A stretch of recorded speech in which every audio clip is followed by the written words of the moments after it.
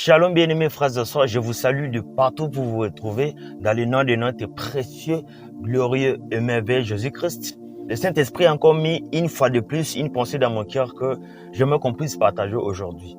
Bien-aimés frères et sœurs, nous continuons toujours à parler sur la famille. Et aujourd'hui spécialement, j'aimerais parler sur le mariage. Et je m'adresse premièrement à tous ceux qui sont mariés, ceux qui sont déjà dans les mariages. Et deuxièmement, ceux qui aspirent d'entrer dans les mariages. C'est à vous que je m'adresse aujourd'hui. Alors, j'aimerais introduire en disant ceci. Le mariage n'est pas une invention humaine. Le mariage, c'est pas quelque chose qu'un homme a conçu par ses pensées, non.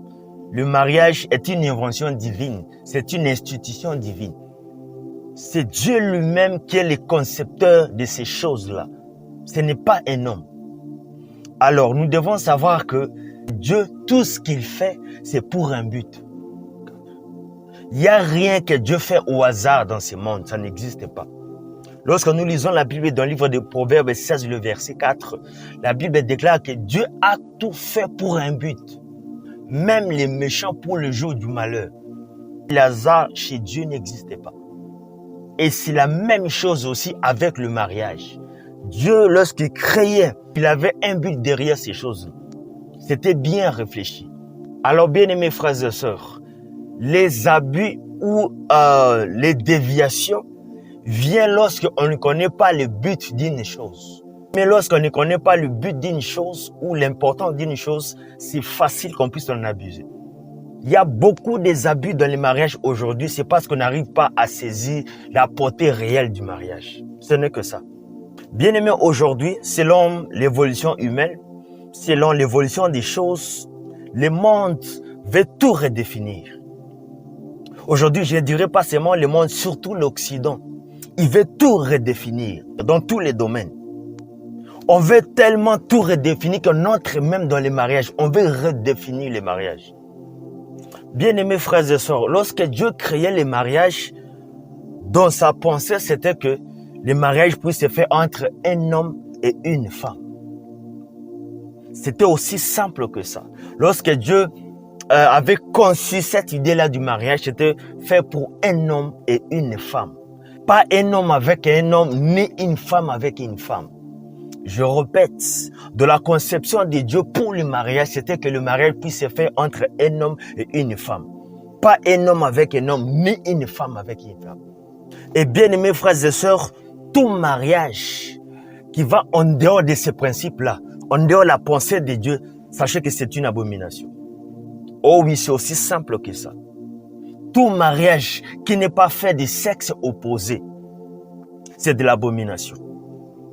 J'aimerais dire quelque chose peut-être qui va vous choquer, mais j'aimerais faire appel à votre intelligence. J'aimerais demander votre maturité. Vous devez savoir que on ne fait pas d'abord le mariage parce qu'on s'aime. On n'entre pas dans un mariage parce que les gens sont amoureux. L'amour est un ingrédient qui est important dans les mariages, mais ce n'est pas la première motivation qui doit pousser aux gens à se marier, à s'unir. Pourquoi? Parce qu'aujourd'hui, un homme aussi peut tomber amoureux d'un autre homme. Une femme aussi peut tomber amoureuse d'une autre femme. Et lorsque le mariage ou l'union se base sur ces choses-là, bien aimé, on va faire le contraire des choses. Nous allons entrer dans l'abomination. Est-ce qu'il faut interdire l'amour dans le couple? Non. C'est extrêmement important. Le mariage est fait pour un homme et une femme. Bien aimé, c'est aussi simple que ça. Et on ne peut pas évoluer dans ces choses-là. Dans ces domaines-là, il n'y a pas d'évolution. Parce qu'aujourd'hui, nous voulons évoluer en toutes les choses. Nous voulons redéfinir toutes les choses. On ne peut pas évoluer dans ces domaines-là au point d'aller changer l'ordre établi par Dieu. La loi de Dieu reste ainsi. On doit s'y conformer. Nous devons savoir ceci.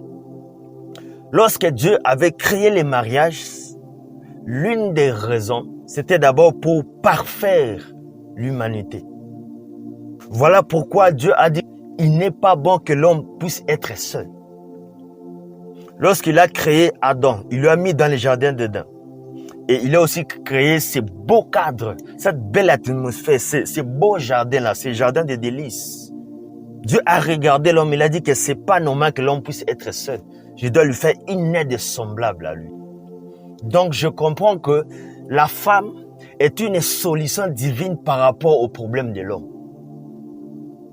La femme, sa venue, c'était de trouver une solution par rapport à un problème qui s'était posé. J'aimerais parler à une femme aujourd'hui. Tu dois savoir que tu es de nature, tu es naturellement une solution de Dieu pour l'humanité.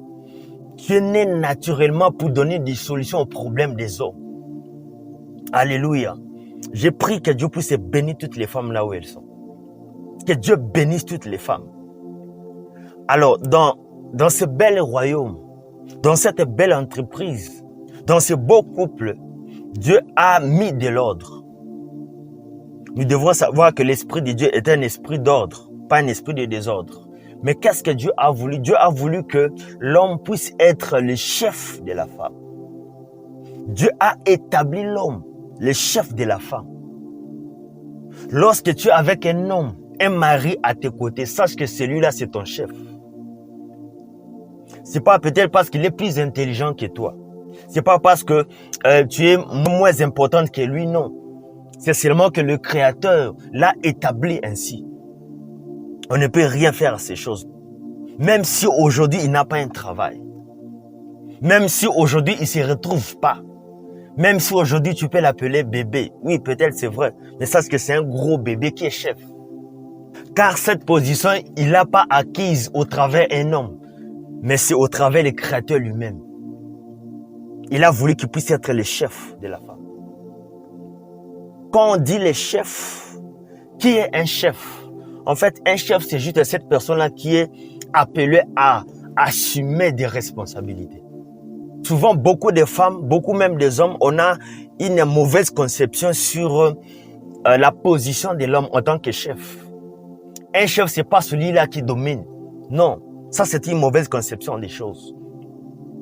Un chef, c'est celui-là qui assume ses responsabilités.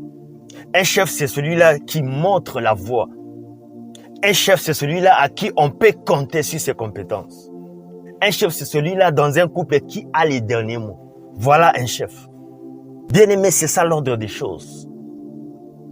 Ne suivons pas ce que le monde dit. Ne suivons pas ce que les Occidentaux nous disent. Non. Ne suivez pas ce que la télé est en train de vous dire. Ne suivez pas nos Novelas. C'est du pire mensonge. Et bien-aimés frères et sœurs, une fois que vous commencez à changer l'ordre des choses, vous devez savoir que c'est par là que les problèmes vont commencer. Une fois que vous voulez contredire les principes établis par Dieu, c'est là que les désordres entrent. Oh oui. Peut-être que ça ne commencera pas le même jour, mais sachez que vous avez déclenché un interrupteur de problème. C'est juste une question de temps pour que les désordres puissent entrer. Dans les jardins d'Éden, tout allait bien, jusqu'au jour où les serpents étaient entrés. Les problèmes étaient entrés. L'homme est le chef de la femme. Ça va rester ainsi.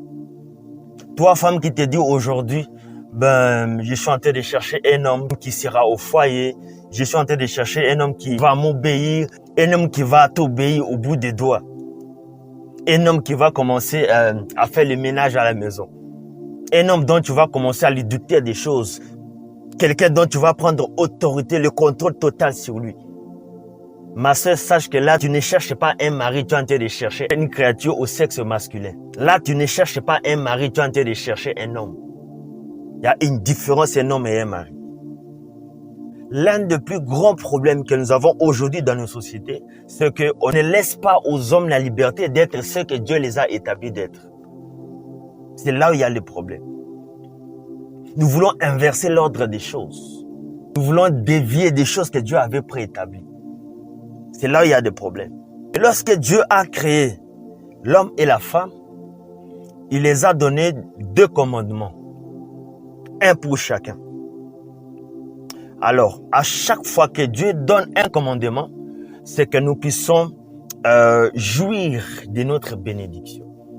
À chaque fois que Dieu donne un commandement ou une loi, c'est que nous puissions bénéficier des bonnes choses que lui, il a établies pour nous. À chaque fois que Dieu donne un commandement, c'est que nous puissions jouir du plan de Dieu dans nos vies. Voilà pourquoi Dieu établit des commandements. Voilà pourquoi Dieu établit des principes. Alors, par rapport à ça, j'aimerais qu'on puisse lire la Bible. Je vais lire Éphésiens 5, je vais commencer à partir du verset 22. La Bible déclare ceci. Femmes, soyez soumises à vos maris, comme au Seigneur. Le verset 23, la Bible dit, car le mari est le chef de la femme, comme Christ est le chef de l'Église, qui est son corps et dont il est le sauveur. On dit, femmes, soyez soumises à vos maris, car, comme conséquence, le pourquoi, car le mari est le chef de la femme. Il n'a pas dit l'homme est le chef de la femme. On a dit que le mari est le chef de la femme. Pourquoi ça? C'est parce que les femmes ne se soumettent pas à tout homme. La femme se soumet seulement à son mari car celui-là est son chef. En fait, c'est aussi simple que ça. À la femme, Dieu demande juste la soumission. Le problème, c'est que beaucoup de femmes ont de mauvaises conceptions sur la soumission. Beaucoup de femmes, ils voient que la soumission, c'est l'écrasement. La soumission, c'est être rabaissé. C'est pas ça la soumission. Quand on parle de la soumission, c'est juste respecter l'homme pour ce qu'il est. Par rapport à sa position, c'est-à-dire la tête. Ce n'est que ça. Juste mettre l'homme par rapport à sa place. Les respecter pour ce qu'il est par rapport à toi. Quand tu respectes l'homme, c'est pas parce qu'il est plus intelligent que toi, il est plus important que toi, non. C'est comme ça que Dieu a établi les choses par rapport à sa position. Il faut les respecter. Ma sœur, sache une chose. Si tu n'es pas prête à te soumettre à un homme, alors tu n'es pas faite pour le mariage. Oh oui. Si tu ne travailles pas la soumission en toi, n'entre pas dans le mariage. Parce que dans les domaines là où tu veux entrer, dans les domaines là que tu aspires, ça va te demander la soumission. On dit, femmes, soyez soumises à vos maris. Et la Bible dit ceci pour l'homme. Là, je suis dans le verset 25. Il dit, Marie, aimez vos femmes, comme Christ a aimé l'Église et s'est livré à lui-même pour elle. À la femme, on demande la soumission. Au mari, on demande l'amour. L'homme doit aimer sa femme.